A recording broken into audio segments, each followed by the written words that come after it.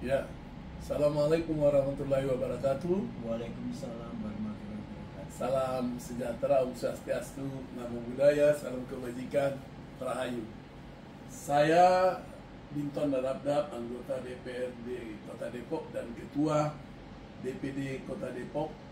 Sangat bersyukur Pak Prof, Profesor Dr. Sigit Rohadi MSI, Ya.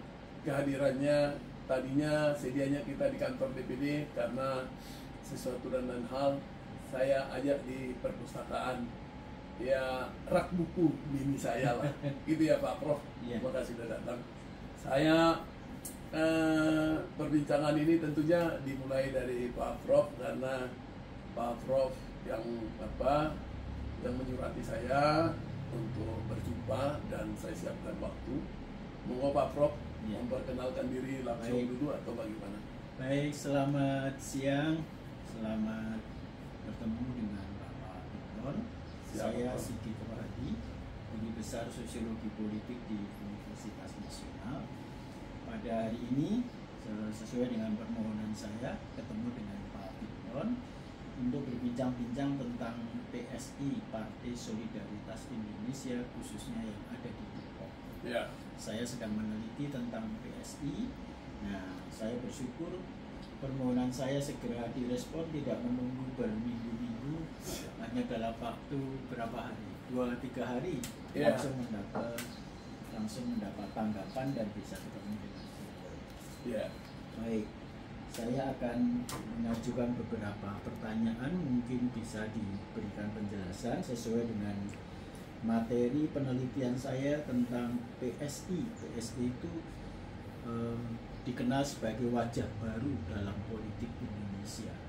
Kenapa wajah baru? Karena PSI itu ingin mempromosikan kebinekaan, ingin mempromosikan, ingin memerangi atau ingin memperjuangkan bagaimana penegakan toleransi yang ada di Indonesia. Nah, ini di tengah arus deras politik yang patrimonialistik dan kemudian sangat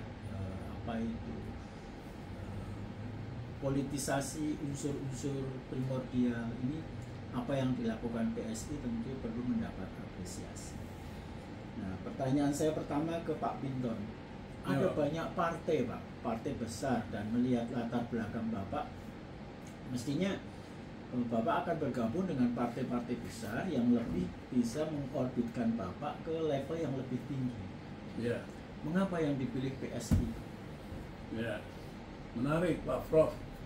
Jadi awalnya saya berkarir Pak Prof.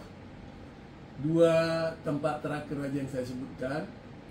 Terakhir saya di BRI cabang Solo Slamet Riyadi, saya manajer di sana Pak Prof, dan membawahi banyak mikro, ya banyak mikro, pasar-pasar dan seterusnya. Yang kedua, setelah itu saya jadi pimpinan di Bandung, di Lembang Prof, dan cabang di sana. Dan di situ udah masa-masa Covid Prof, waktu di Solo itu. Waktu di Solo. Ya. Dan saya sebenarnya terpanggil. Waktu itu yang memanggil hati saya itu maraknya ketidakadilan atas ketidakharmonisan antar umat beragama. Jadi intoleransinya sangat menonjol. Sepertinya pidato-pidatonya Grace Natali, ya waktu itu beliau ketua umum, yang berkobar terus lantang, kencang, cantik ya, tapi berani mengorbankan, saya kira mengorbankan segalanya dengan statementnya.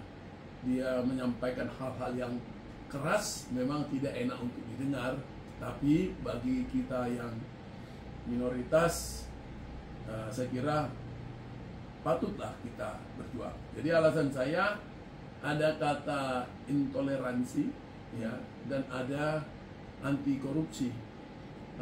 Jujur Pak Prof, saya 30 tahun lebih mengabdi di BRI, tapi saya pastikan selama saya mengabdi belum sekalipun saya dapat surat teguran atau katakanlah indisipliner atau dan seterusnya yang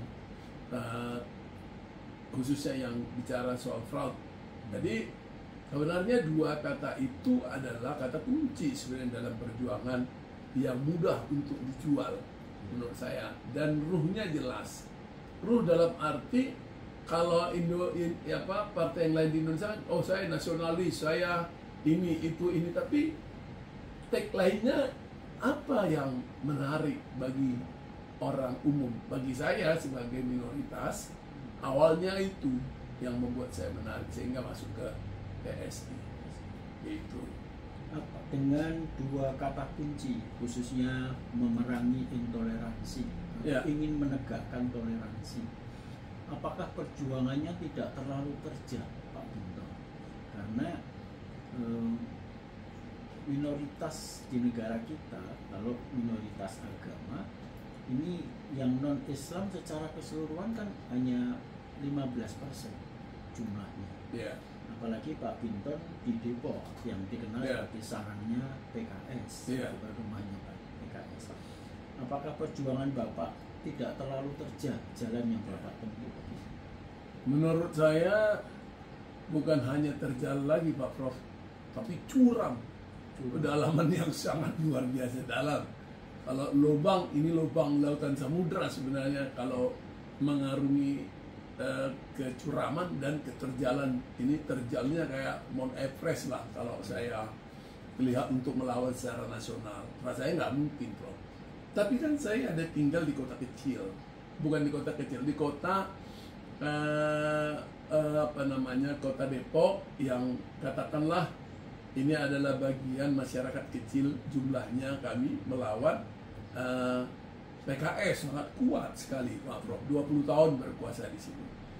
Dan ini kan buat saya tantangan. Yang kedua, Pak Prof, saya meyakini bahwa saya mampu melampaui baik ketajaman, kecuraman maupun terjalan itu. Karena saya pernah berdinas, Pak Prof, di Pantura, di Cikampek dengan suku Sunda Jawa yang sangat keras, ya, Pantura itu. Dan saya pernah di tempat 3 tahun, hampir 3 tahun setengah di kota Depok, di cabang Depok. Dan saya setelah dari cabang Depok, saya ke Solo. Solo saya menemukan lebih wise lagi, lebih bijak bagaimana bersosialisasi dengan dalam tanda kutip yang disebut Jawa halus, ya. Tetapi dalam prakteknya apakah halus apa enggak kan tergantung kehidupan kita bagaimana ada di dalamnya. Yang kedua, yang lain bahwa saya akhirnya setelah berhasil di Solo, saya dibuat di kota Bandung. Ini kan menurut saya barometer suku bangsa yang sangat dinamis, besar, Jawa Barat dan Jawa. Saya dari orang Batak.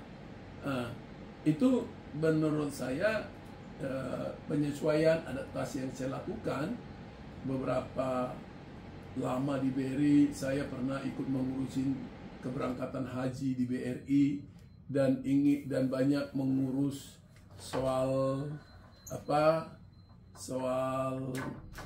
umroh, terus kebersamaan dengan masyarakat dan banyak lagi kegiatan-kegiatan sosial yang diterapkan atau dilaksanakan BRI, dan saya mengeksekusi langsung di lapangan, Pak Prof. Jadi terbiasa saya. Yang kedua, yang lain juga perlu saya sampaikan. Kebetulan di Depok saya ditunjuk jemaat, ya, atau kalau orang saudara-saudara kita muslim bilang jamaah, menjadi penetua.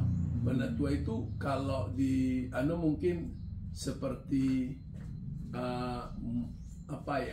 ustadz lah, ya. Jadi saya ada hadir di situ. Jadi bagi saya udah biasa juga gereja kami melakukan perekrutan penjaga gereja dari muslim, dari warga Betawi. Jadi pengalaman-pengalaman itu menurut saya akan bisa memasuki, karena tipikal saya bukan tipikal yang frontal, Pak Prof. Saya lebih soft dalam memainkan diri saya di tengah-tengah kehidupan masyarakat yang sangat majemuk. Iya. Gitu. Nah, selain Bapak tahun 2024 ini ada nggak Pak anggota DPRD Depok dari PSI? Nggak ada Pak Prof, cuma saya sendiri. Nah, kalau Bapak cuma sendiri di partainya partai kecil, Ya. Bapak kan perlu koalisi, Ya. perlu partner dalam perjuangan. Ya. Nah, fraksi atau partai apa yang Bapak anggap lebih bisa diajak bekerja sama dengan PSI? Ya, jadi untuk menentukan koalisi ya atau di dalam satu fraksi ada beberapa alasan Pak Prof di dalam dinamika kedewanan. Iya. Pertama, kalau saya bergabung ke partai nasionalis yang satu ideologi dengan PSI, tentunya ada partai yang misal katakanlah Golkar, Gerindra, tapi kalau ini mereka kan udah memiliki satu fraksi, Iya. sehingga kalau PSI masuk, bahwa di situ misalnya contoh, kalau fraksi Gerindra, kalau tambah saya pasti Gerindra plus. Iya. Tapi kalau saya bergabung dengan fraksi yang tidak memiliki fraksi, katakanlah contoh di Depok itu ada PAN, Partai Amanat Nasional, cuma 2 kursi. Lalu P3 hanya 2 kursi. Syarat untuk membentuk satu fraksi harus minimal 4 kursi.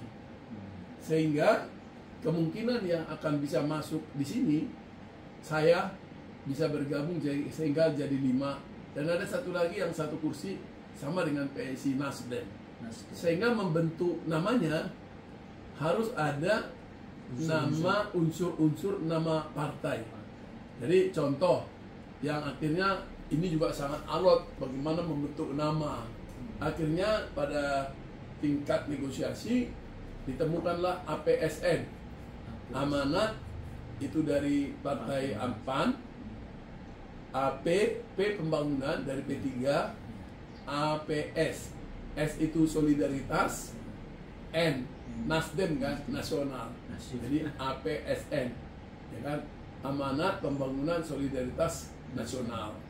Gitu. Sehingga jadi 6 kursi jadi 1 fraksi. Jadi 1 fraksi. Iya.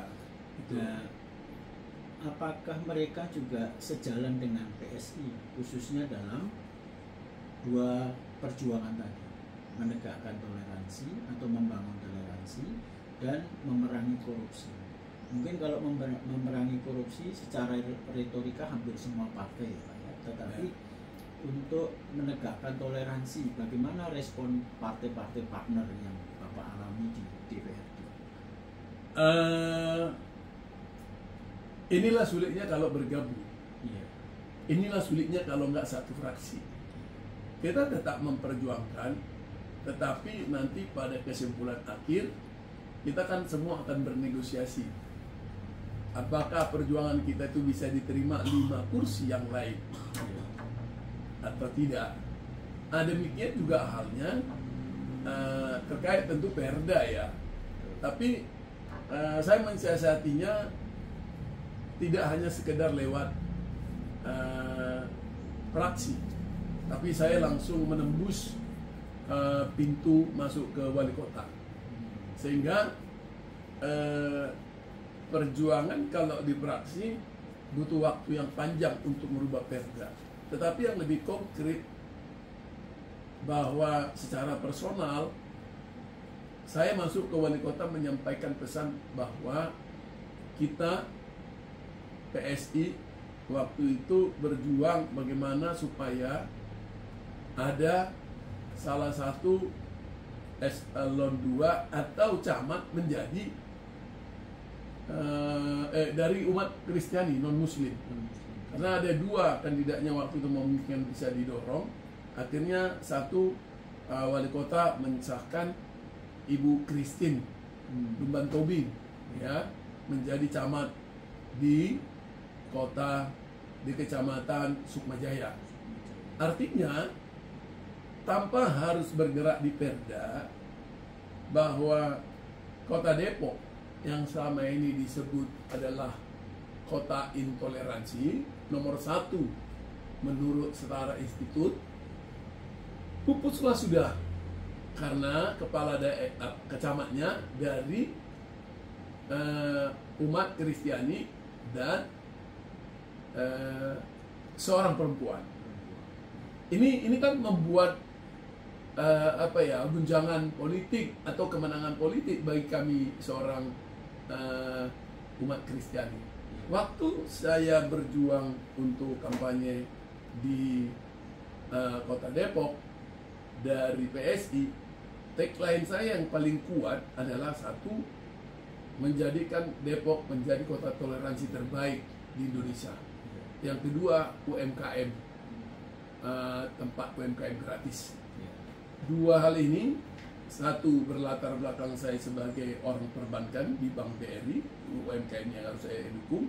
Orang tentunya percaya kemampuan saya secara teknis maupun secara pengalaman di BUMN, khususnya di Bank BRI. Lalu kata intoleransi ini memungkinkan karena saya maju menjadi anggota DPRD dari umat Kristiani. Ini yang mendorong, memaksa saya untuk mengajak bergerilya pendeta ya untuk mendukung Sopyan Suri, bahkan Sopyan Suri dan Wakil Wali Kota Pak Chandra saya bawa ke gereja-gereja. Itu yang saya lakukan, Pak Prof. Nah, dalam upaya untuk meyakinkan para pemilih pada saat itu, para calon pemilih pada saat itu, ya, selain program yang Bapak tawarkan tadi tentang UMKM dan tentang toleransi, apa perekat sosial apa yang bisa menghubungkan Bapak sebagai pendatang baru di PSI dengan calon-calon pemilih? Oke. Adakah perekat ideologi tertentu gitu Pak yang Bapak rasakan selama Bapak kampanye?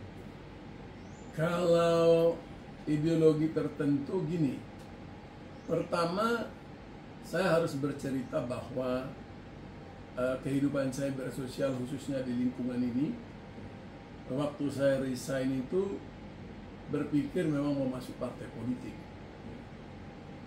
Tapi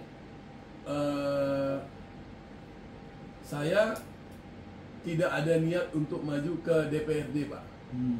Niat saya waktu itu masuk untuk DPR RI. Ya, tetapi waktu saya mencoba menghubungi teman-teman saya, ada yang mau mengenalkan saya dengan Pak Haritanu Sudibyo, sudah dibuat janji untuk mengenalkan untuk di DPP bidang UMKM, karena waktu itu dia sangat masif melakukan gencar pembagian gerobak untuk konstituennya, calon pemilihnya.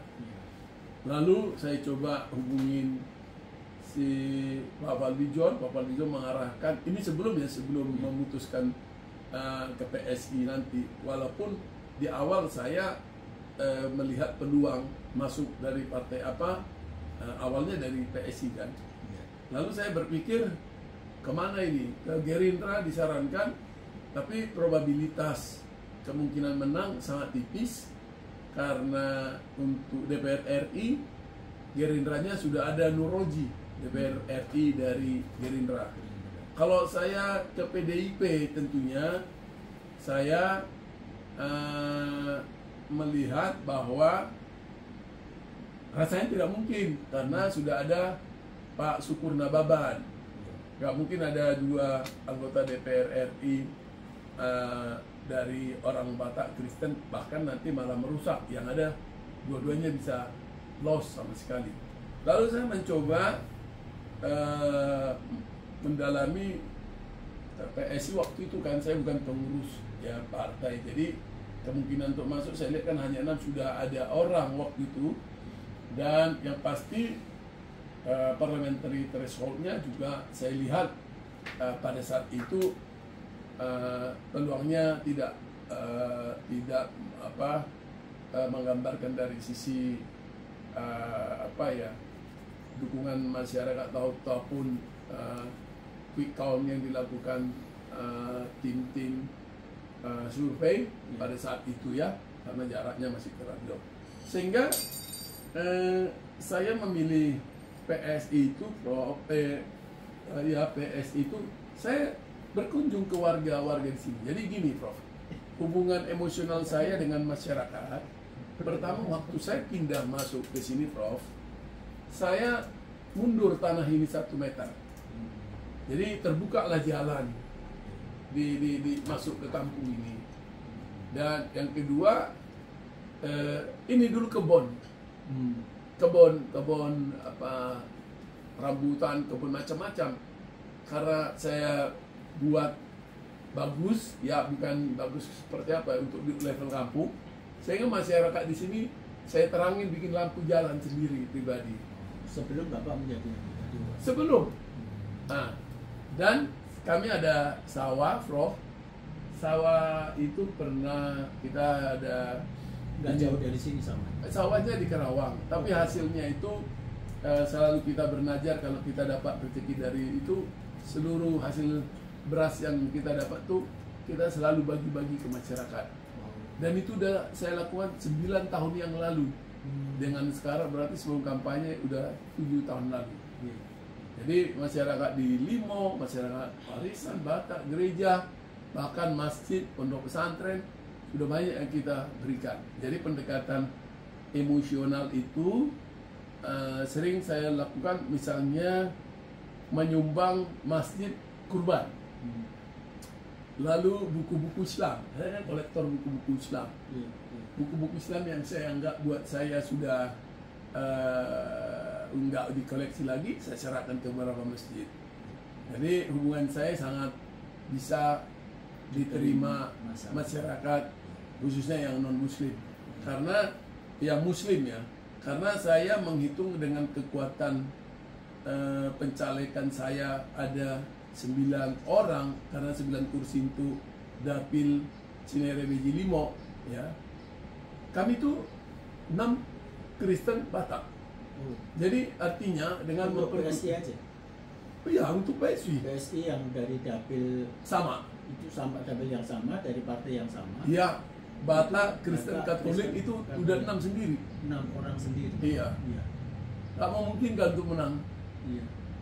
Kalau dilihat matematika dengan basis masa non-muslim. Oleh karena itu satu-satunya yang harus kita sasar lakukan pendekatan yang bisa menolong 100% hanya suara saudara-saudara kita dari muslim. Pendekatan emosional yang sudah lama itu di masjid, gereja itu tadi, dengan masyarakat lingkungan itu, Prof. Di lingkungan saya kan di kantor tadi, dan di sini itulah salah satu kendaraan yang saya gunakan untuk memobilisasi saya ke masa-masa yang lain secara masif gitu. Tapi PSI kan memang partai dikenal sebagai double, bahkan triple minority. Iya, bahkan bisa lebih ya. Perempuan, ya, Kristen, Cina, cantik, pinter, ya, jadi 5 nih. Dari panggilannya saja sudah nampaknya membuat sekat yang berbeda. Iya, kan? betul. Jadi dari kalau zaman Soekarno dulu untuk kerakyatan mempopulerkan istilah boom, gitu kan? Ya. Boom. Ini membuat sekat PSI ini dengan Brother and Sis. Ya. Nah, ini kan level tersendiri, level kelas menengah ke atas tersendiri. Ya. Jadi sulit untuk menjangkau kelas bawah gitu. Ya. Kalau kelas bawah kan apa itu, dengan sapaan-sapaan yang lebih merakyat lah gitu. Misalnya dengan kawan, hey kawan gitu. Ini kan ya meskipun Bro and Sis itu arti yang sebenarnya juga kawan. Ya. Tapi kan lebih mencerminkan istilah kelas menengah ke atas, kelas menengah elit gitu. Bapak menghadapi hambatan nggak selama masa kampanye? Saya mencermati pertanyaan Prof ini dengan dimensi yang berbeda. Saya bisa maklum kalau di kalangan perkotaan, Bro and Sis itu bisa diterima dengan baik anak-anak menengah ke atas, anak-anak. Tapi apakah ulama-ulama kayak di Depok misalnya, Pak Ustadz, kita bro, atau dia manggil kita bro, ya kan? katakanlah ada kiai atau ustadz atau pendeta yang ikut jadi pengurus kita. Kan yang tadinya kita sebut bapak, babe dan seterusnya kita panggil bro. Ini sesuatu yang memang nggak mudah untuk menerima itu untuk di beberapa kalangan. Tetapi kalau nggak salah tangkap bahwa kemungkinan katanya kalau nggak salah petinggi PSI itu menyebutkan akan ada perubahan soal sebutan Broensis. Itu 2 hari lalu yang saya baca tadi pagi ya. Tapi selama menerapkannya saya Broensis, kata-kata itu relatif saya gunakan terhadap siapa saya lawan bicara. Jadi kalau pendeta saya datang dia manggil saya bro, padahal biasanya dipanggil saya amang. Kalau penetua gereja itu amang tuh kata hormat yang paling sangat. Padahal dia ikut mengurus di saya, ikut aktif bantu saya, tak mungkin saya panggil bro. Jadi memang ya Pak Prof Sigit itu saya nggak tahu itu menjadi kendala atau tidak, tetapi yang pasti itu sudah membuat suatu kotak-kotak. Mungkin begitu ya. Oke. Ya, baik Pak. Bapak masih ingat berapa jumlah suara yang Bapak raih tahun 2024? Jadi suara yang saya dapat itu pribadi ya Prof, Ya. 1771. 1771. Padahal Bapak bukan di urutan pertama. Saya urutan keempat. Ya, urutan keempat. Suara partai kita 3.800 untuk dapil BCL. Untuk BCL ini ya. Beji Cinere Limo 3.835 kalau nggak salah persisnya. Dan itu yang ke Bapak sendiri 1.700-an. Iya. 1.700. Iya, betul. Jadi total suara PSI 10.833 total untuk mendapatkan satu kursi. 10.800 sekian, nggak nyampe 11.000. Itu seluruh Depok? Enggak.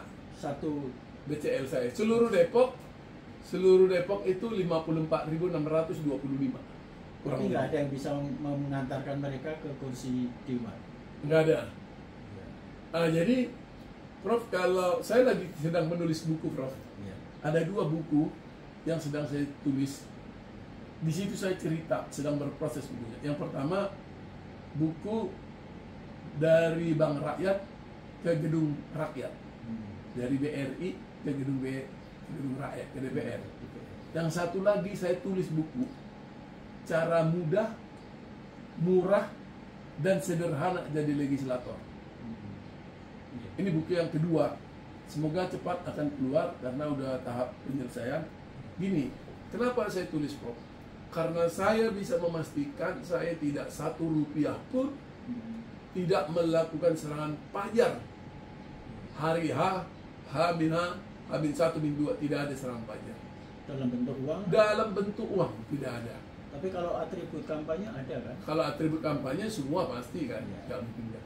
Karena putri saya kan saya bilang ada 2 yang kuliah ilmu politik, 1 di UPN ilmu politik, sarjana lagi deh itu ilmu politik dan skripsinya anti money politik. Jadi rasanya nggak mungkin saya mempraktekkan sesuatu hal yang menjadi saya sebagai idola anak saya, lalu saya mencoret nama baik saya di depan anak saya. Kedua, anak saya nomor 2 juga ambil politik juga di UPN. Nah, yang perempuan, dia juga nggak setuju. Udahlah Pak, dia yang mengotak-ngotakkan suara saya, dia paham mana jalur.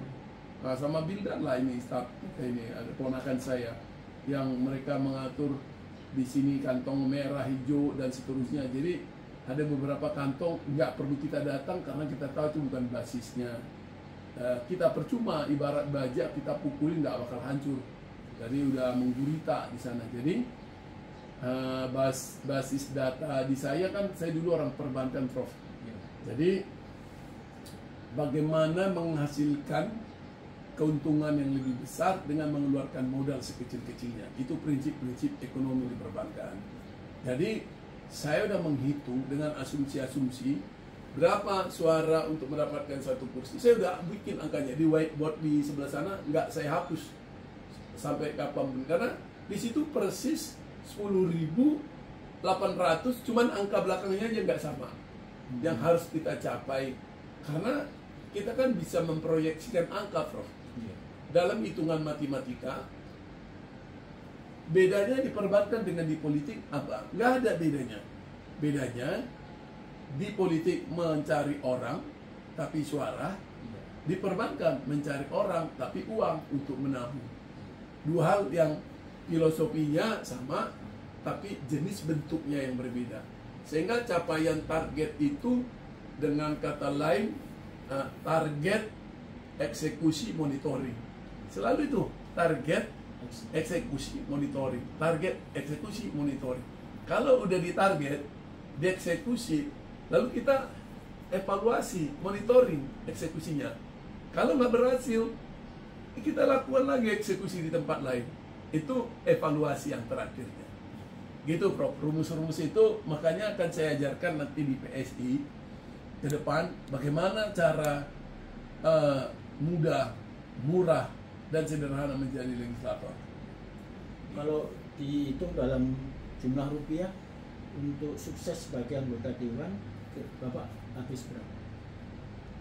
Ini relatif ya, Prof ya. Jadi gini, waktu itu saya tidak mengkalkulasi secara detail, tapi saya asumsikan bahwa motivasi saya ini membuka peluang untuk siapapun. Jangan berpikir karena kebesaran uang, besarnya modal sehingga bisa duduk menjadi anggota dewan. Itu saya tepis. Kalau begitu, semua dong nanti anak orang kaya, anak pengusaha yang punya uang jadi anggota dewan. Tetapi kan ini kan bukan soal uang. Ini soal cara, teknik, strategi, bagaimana mekanisme, mapping untuk mendapatkan suara di kantong-kantong yang murah dan mudah. Jadi saya anggap ya kurang lebih, ya kalau hitungan angka ya Prof, nggak ada lah sampai 800 lah, 700. 1 miliar nggak sampai? Nggak nyampe. Karena gini juga Prof, jadi waktu saya mau kampanye Prof, keuntungan saya banyak lukisan Prof. Jadi saya hanya kehilangan banyak lukisan aja. Jadi saya jual murah lukisan saya. Jadi saya jual di auction. Di Malele katakanlah harganya tadinya katakanlah contoh 10 juta. Ya udah deh, di lelang aja Pak. Katakan buka harga, di estimate harga 5 sampai 10, yang tadinya 10 sampai 20 misalnya. Nanti hammer price-nya berapapun terjual, ya udah nggak apa-apa. Yang penting saya punya fresh money. Kadang-kadang kan kita punya aset tapi nggak punya fresh money. Ini suka menjadi kendala. Jadi hitungan saya lebih dari 10 kali Prof lukisan saya hilang. Dari koleksi Dari koleksi. Untungnya saya udah puluhan tahun koleksi. Jadi kalau dihitung dengan nilai nominal, dulu mungkin nilai perolehannya tidak mahal-mahal banget gitu Prof. Iya, Bapak masih ingat nggak jumlah total suara yang diperoleh PSI tahun 2019 untuk Kota Depok, tahun 2024 untuk Kota Depok? Atau mungkin ada data di sekretariat untuk? Kalau itu kita punya siapkan datanya. Ya. Tapi kalau yang 2000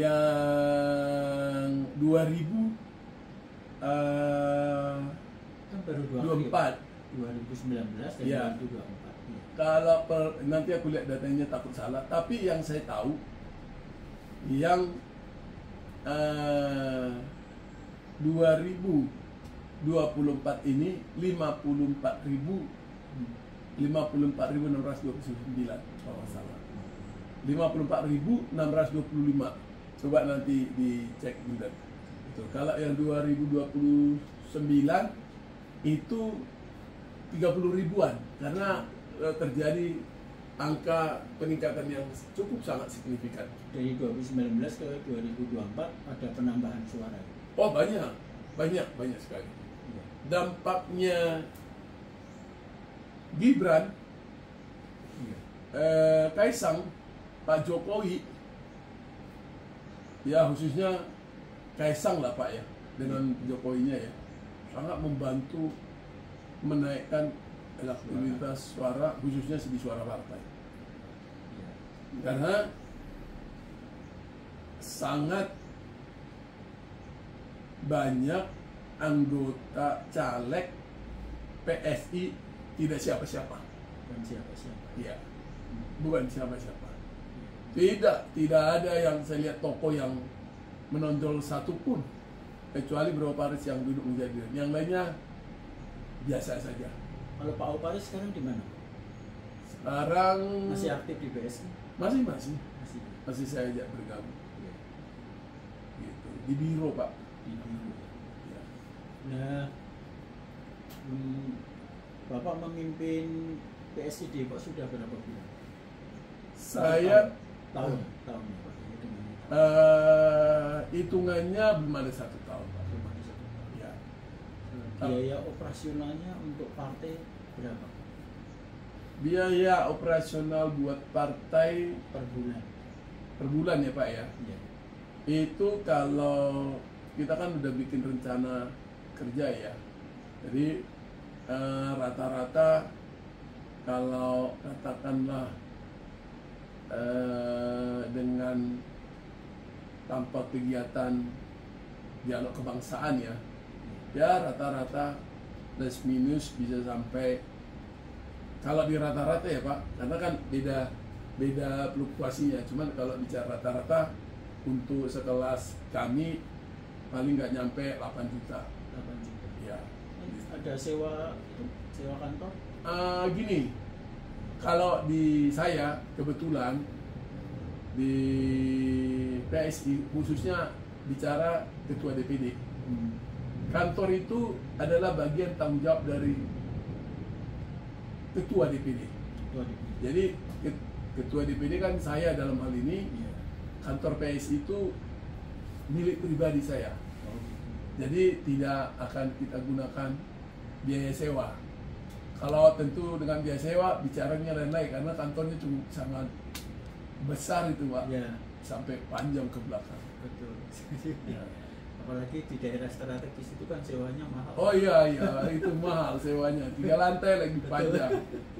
Nah, dan saya juga berharap, udah saya izin ke ketua umum juga, ke Kaisang, saya berharap ketua-ketua DPC dan pimpinan cabang juga sudah harus siap menyiapkan tempat dengan pribadinya. Karena Pak Prabowo dalam Kongres PSI dalam kata sambutannya jelas menyampaikan menjadi ketua partai, walaupun DPC, DPD, DPW itu pusing, artinya biayanya juga besar untuk ukuran dan kapasitas masing-masing ya. Jadi memang kalau Pak Jokowi, mantan presiden kita, bilang bahwa PSI sudah punya mesin, yang dibutuhkan adalah orang yang mampu membeli bensin untuk menghidupkan mesin itu. Kalau ini dalam pemikiran saya, pengembangan pemikiran saya, kalaulah saja hanya orang ditumpuk Pak, yang kita kumpulkan tanpa ada yang memiliki bensin, nanti takutnya itu ada mesin rame-rame dorong, nggak bisa dibawa penumpangnya. Jadi harus ada yang beli bensin supaya masa yang banyak ini bisa naik ke gerbong itu supaya jalan bersama menuju tujuan. Kurang lebih gitu ya kalau menurut gambaran saya Pak Prof. Jadi kalau seandainya itu gedung yang ditempati itu bukan punya Bapak tapi menyewa, Ya. bisa nggak 1 bulan saya perkirakan sekitar 100 jutaan gitu? Oh enggak Sampai ya? Nggak ada karena kalau boleh saya sebut atau pantas atau enggak saya sebut ya, jadi Bapak bisa menghitung lah. Kesbangpol itu bantuan dari pemerintah itu kan pemerintah ya, kali suara kan 3.500, relatif provinsi berapa tergantung. Jadi Bapak bisa hitung nggak nyampe sekian gitu kan. Dan bisa dihitung karena salah satunya sumbernya itu. Itulah yang saya maksud Pak. Sebagai Ketua Dewan Pimpinan Daerah Kota Depok, saya menargetkan 6 kursi Pak. 6 kursi. Karena 6 dapil. Jadi 11 kecamatan ini terdiri dari 6 dapil. Kenapa perlu setiap dapil ada dewan? Tentunya masing-masing dewan bisa berkontribusi untuk operasional kantor, untuk mengaktifkan KSB, ketua sekretaris, bendahara dan jajarannya, dan kalau di tingkat DPD, biro-biro supaya hidup. Otomatis ada anggota dewan yang berkontribusi baik di pokirnya, baik pun secara personalnya. Itu Pak Prof. Selama ini ada pencatatan kader nggak Pak di sekretariat? Misalnya anggota-anggotanya berapa secara resmi tercatat itu, ada atau tidak? Ada Pak? Ada. Ada, kita daftar terus. Iya. Sampai sekarang jumlahnya sekitar berapa? Nah, kalau gini, masa periode saya ya Pak, Iya. sebelum-sebelumnya kan terjadi ada pergantian. Iya. Jadi kita dari saya sendiri aja udah ribuan Pak yang masuk ke sini. iya, yang ada kartu-kartunya. Nanti Ada iuran dari anggota? oh nggak ada Pak. Nggak ada. Selama ini jadi belum ada.